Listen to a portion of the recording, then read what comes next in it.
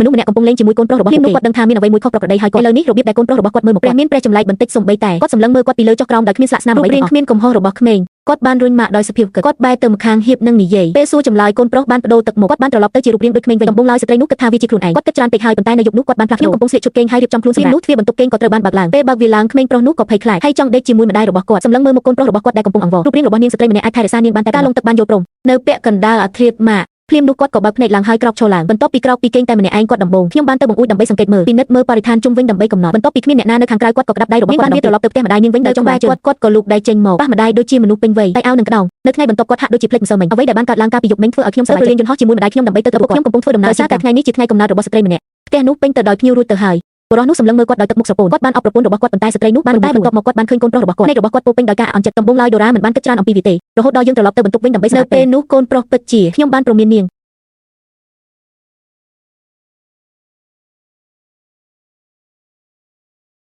នាងហៀបនឹងប្រញាប់ប្រញោលទៅសួរគាត់ភ្លើងនៅក្នុងបន្ទប់ស្រាប់តែរលត់ទៅមីដួលដោយចៃដននៅលើដីពន្លឺបានភ្លឺម្ដងទៀតវាបានភ្លឺឡើងដូចជាចេតនាវាដូចជាការលេងសើចជាមួយនាងបន្ទាប់ពីព្យាបាលរបួសរួចឌូឡាបានឃើញវានៅជ្រុងខាងទៀតការសម្លឹងមើលរបស់ពួកបរិសុទ្ធនោះនាងគាត់ដាក់កែវស្រាចុកភ្លាមហើយដើរតាមកាលពីមុននាងស្រាប់តែឃើញតាមបង្អួចយ៉ាងណាមិញគេបានរកឃើញថាកូនប្រុសនោះបានខ្លាចលេងគ្មានទោសបីដូចមុនទៀតហើយកុមារភាពផ្ទុយគ្នាដ៏ធំរបស់កុមារបានធ្វើឲ្យយល់មួយសន្ទុះខ្ញុំមានការងឿងឆ្ងល់បន្តិចនៅថ្ងៃបន្ទាប់នាងបានប្រាប់ប្តីរបស់នាងអំពីរឿងនេះហើយគាត់សម្គាល់ឃើញអាកប្បកិរិយាមិនប្រក្រតីថ្មីរបស់កូនប្រុសរបស់គាត់ដោយមិននឹកស្មានដល់នេះគ្រាន់តែក្មេងនិយាយដោយមិនគិតបន្ទាប់មកគាត់ក៏បានចាប់ប្រកាន់ប្រពន្ធរបស់គាត់មនុស្សមួយចំនួនកំពុងធ្វើភ្នំមួយចេញពីភ្នំមួយជាកូនប្រុសមិនមែនជានិកក៏ដោយនាងជាកូនប្រុសបង្កើតរបស់គាត់ប៉ុន្តែនាងបានប្រព្រឹត្តចិត្តឆៅខ្លាំងណាស់ដែលក៏ជាមូលហេតុដែលនាងធ្វើឲ្យគេមើលថែយ៉ាងនៅជាមួយគាត់បន្ទាប់ពីស្វាមីរបស់នាងបានចាក់ចេញដូរ៉ាដើមឡើយបានគ្រងទុកហាត់ឧបករណ៍ភ្លេងដើម្បីបំបែរអារម្មណ៍អ្នកបង្ខំគ្រាន់តែដាក់ដៃរបស់អ្នកនៅលើសារព័ត៌មានគាត់បានទាញវាចេញពីសោវិញភ្លាមនោះនាងបានកត់សម្គាល់ឃើញថាប៊ូតុងនោះនៅក្នុងស្នាមប្រេះនៅពេលវេលាដែលមិនស្គាល់នាងត្រូវបានគេដាក់លើកាំបិតកោខ្ញុំហៀបនឹងព្យាបាលរបួសហើយប៉ុន្តែពេលនោះខ្ញុំបានឃើញអ្វីមួយដែលលាក់កំបាំងកូនប្រុសដែលបានត្រឡប់មកវិញ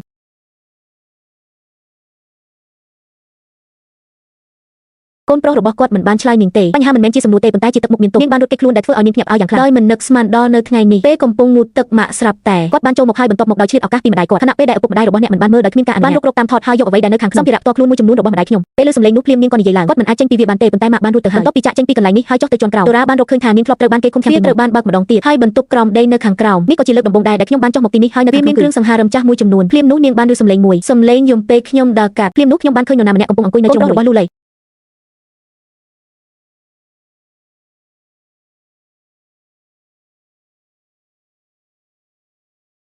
មានអារម្មណ៍ថាកូនប្រុសរបស់នាងត្រជាក់បន្ទាប់ពីមានអារម្មណ៍ថាមានលក្ខណៈដូចអុកនាងបានធ្វើវាហើយនៅពេលនោះម៉ាក់រួចទៅហើយនាងបានសន្លប់ដំបងឡើយនាងមានបំណងខ្ញុំនឹងរកមើលសាកសពនៅក្នុងថតតែមួយម៉ែត្រប៉ុន្តែមិននឹកស្មានដល់វាបានបណ្ដាលឲ្យគាត់បានរកឃើញរបស់របបផ្ទាល់ខ្លួនរបស់គាត់ដោយសារស្ថានភាពបន្ទាន់នៅពេលនេះនាងមិនបានគិតច្រើនអំពីវាទេហើយរងចាំនាងយកវាខ្ញុំចង់លក់តែមួយម៉ែត្រឲ្យកូនប្រុសខ្ញុំយ៉ាងណាក៏ដោយអំឡុងពេលវាស់វែងគេបានរកឃើញថាប៉ុន្តែបន្ទាប់មកគាត់ស្រាប់តែភ្ញាក់ឡើងវិនាទីបន្ទាប់គាត់បានលោតចុះពីលើគ្រែដូរ៉ាបានលោតឡើងខ្ពស់ទៅលើអាកាសហើយនៅពេលបន្ទាប់មកនាងទើបដឹងថានាងត្រូវបានម៉ាក់បានយកឈ្នះពួកគេរបស់នាងទៅហើយគេមិនត្រឹមតែមិនបានទុកចិត្តតតែសោះថែមទាំងបន្ទាប់ពីឃើញតុងរួចនៅជ្រុងមួយគាត់បានបង្កើតគំនិតដ៏អាក្រក់មួយទៀតហើយម៉ាក់ហេតុដឹងថាម្ដាយរបស់គាត់នឹងស្វែងរកបន្ទាប់មកគាត់បានដាក់តុងរួចដោយចេតនាវាត្រូវបានដាក់នៅលើដីហើយប្រកាសណាស់ពេលដែលដូរ៉ារត់មកដល់នាងក៏ភិញ